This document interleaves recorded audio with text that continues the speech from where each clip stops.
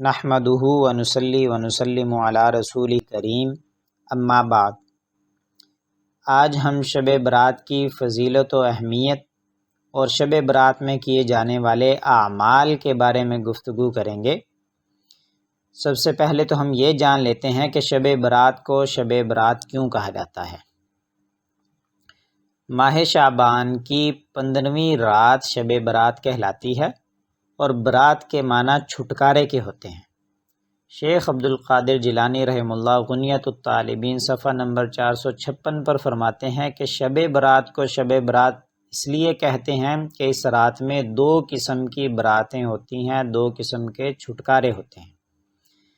ایک قسم کی برات تو گناہ گاروں کو اللہ تعالیٰ کی طرف سے ہوتی ہے کہ اللہ تعالیٰ گناہ گاروں کو توبہ کرنے کے سبب اور اپنے رحمت کے سبب اللہ تعالیٰ اپنے محبوب بندوں کو عطا فرماتے ہیں کہ اس رات میں اللہ اپنے محبوب بندوں کو مخلوق کے سامنے ذلت و خواری سے بچاتے ہیں۔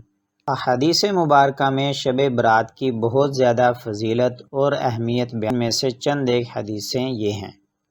حضرت عائشہ رضی اللہ تعالیٰ عنہ فرماتی ہیں کہ میں نے ایک رات نبی کریم صلی اللہ علیہ وسلم کو بستر تو میں نے عرض کیا کہ اللہ کے رسول، مجھے یہ خیال ہوا کہ آپ اپنی کسی دوسری بیوی کے پاس تشریف لے گئے ہوں گے، تو آپ صلی اللہ علیہ وسلم نے ارشاد فرمایا، اللہ تعالیٰ شعبان کی 15ویں رات میں دنیا کے آسمان پر اترتے ہیں اور قبیلہ بنو کلب کی بکریوں کے بالوں سے زیادہ لوگوں کی مغفرت فرماتے ہیں۔ بنو کلب اصل میں عرب کا ایک قبیلہ تھا، اس کے پاس عرب کے تمام قبائل سے زیادہ بکریاں ہوتی تھیں، تو بہت زیادہ لوگوں کی مغفرت کرنے کو نبی کریم صلی اللہ علیہ وسلم نے یہ تشبیہ دی کہ بنو کلب کی بکریوں سے بھی زیادہ اللہ تعالیٰ لوگوں کی مغفرت فرماتے ہیں۔ اسی طرح ایک اور حدیث میں نبی کریم صلی اللہ علیہ وسلم کا ارشاد ہے کہ جب شعبان کی نصف رات آ جائے، یعنی شب برات آ جائے، تو تم اس رات میں قیام کیا کرو اور اس کے دن کا روزہ رکھا کرو، اس لیے کہ اس رات میں اللہ تعالیٰ سورج غروب ہونے سے لے کر طلوع فجر تک آسمان پر نزول فرماتے ہیں اور ارشاد فرماتے ہیں کہ کیا ہے کوئی مجھ سے مغفرت طلب کرنے والا جس کی میں مغفرت کروں؟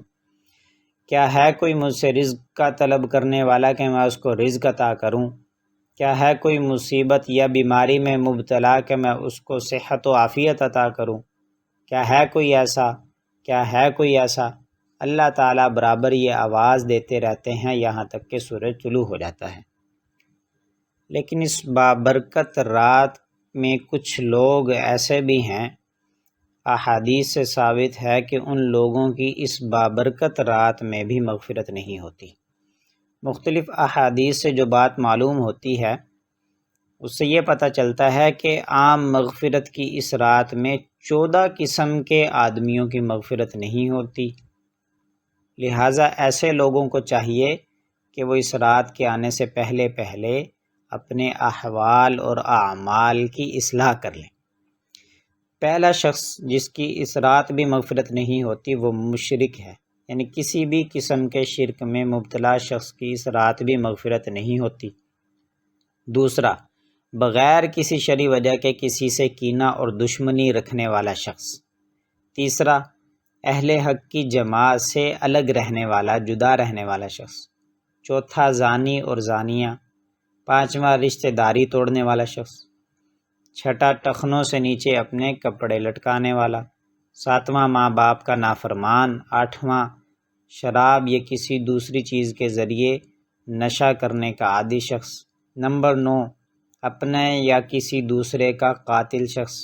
نمبر 10، جبراً ٹیکس وصول کرنے والا۔ نمبر 11، جادوگر۔